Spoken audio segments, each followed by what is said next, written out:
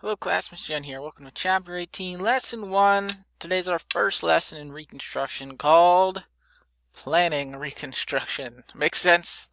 You know, you gotta have a plan before you do anything. And we have a quiz at the end of the lesson today. Let's take a look, shall we? So, the Civil War is over. Now what? That is today's lesson. Different folk had different ideas on how to punish the South and how to bring them back into the United States. Lincoln was on the more lenient side. The radical Republicans were not at all. Think of it like this. You messed up big. Maybe you ran away from home. Maybe you accidentally set the carpet on fire. All you know is that you're in big trouble and your parents are now in the other room arguing about how to punish you. That's basically what this lesson is. The North is arguing about how to punish that troublesome and rebellious South. And I have a Star Wars pun. Alright, let's check it out. So, the South had just been on the receiving end of a smackdown. They were broken, kind of bitter, slavery was done for, and much of the South had been destroyed.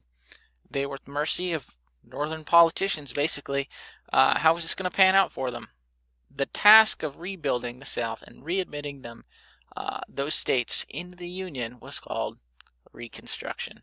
There were a number of ideas on accepting the rebel states back into the Union. We'll start with Lincoln's plan, the 10% plan.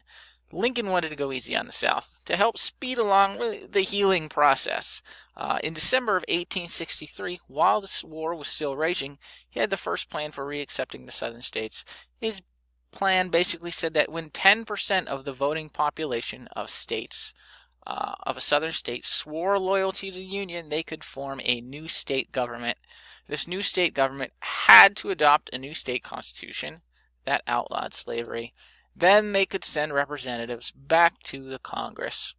Lincoln offered amnesty, or basically legal forgiveness, to all Southerners except a few Confederate leaders.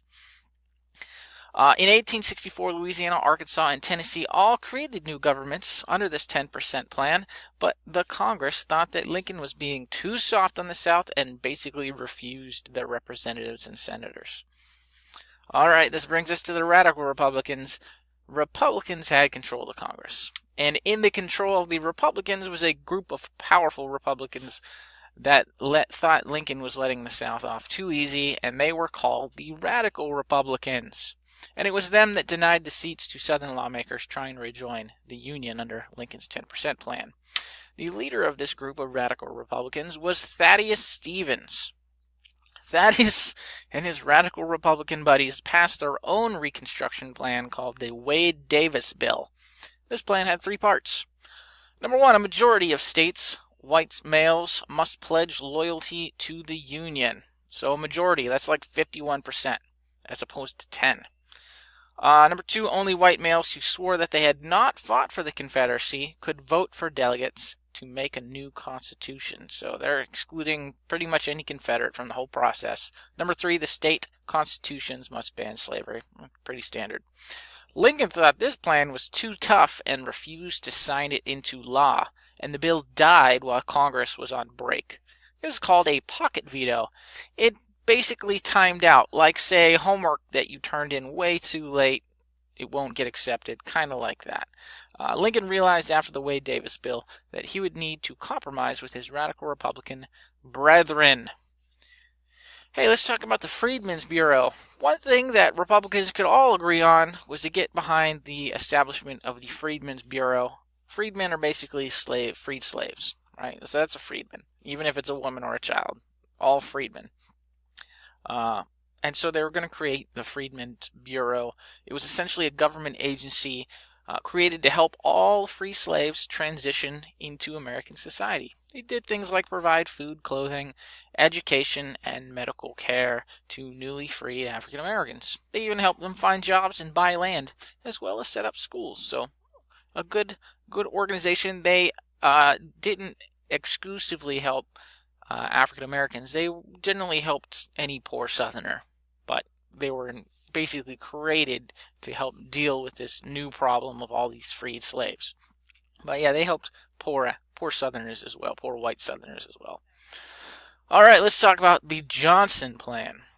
Because things took a worse turn for the worse on the evening of April 14th, 1865. President Lincoln was at the Ford's Theater in Washington, D.C., watching a play called Our American Cousin, which was very popular at the time, when a Confederate sympathizer and actor, John Wilkes Booth, snuck up on Lincoln in his box seat and shot him in the back of the head.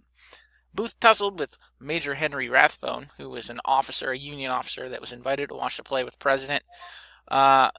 And then he sort of escaped and jumped out of the box onto the theater below and shouted something in Latin about the death of tyrants. I think he railed, what was it? Sic semper tyrannis, I believe. It's probably in the video down here. And thus death to tyrants in the Latin, if memory serves correctly. And then maybe something about the South being avenged. People kind of argue about what he yelled when he shot Lincoln. Everyone was a little like, oh, what the heck's going on?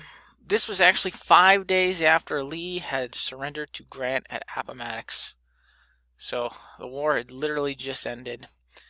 If you'd like to know more about the Lincoln assassination, I got this sweet video here. It's 3 minutes and 15 seconds long from the Smithsonian Channel. Good stuff. Lincoln died next door in bed in the night, and his death was mourned by the North and the African Americans whose freedom he had secured. With Lincoln gone, Vice President Andrew Johnson was now president. Johnson was from the South, but he had stuck with the Union when secession had started, and he had his own plan for Reconstruction. He granted amnesty, but all the highest-ranking Confederates, those men had to appeal directly to the president for forgiveness. It was sort of a way to embarrass them, like you can only have forgiveness if you beg me for forgiveness, kind of thing. Southern states were required to outlaw slavery in their states' constitutions and ratify the 13th Amendment of the Federal Constitution, which outlawed slavery in the nation.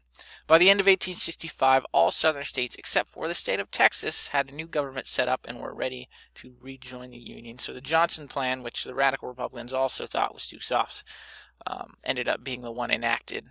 And that's where we're going to stop for today. There's going to be problems. Going to be problems down the line, all kinds of problems in Lesson 2.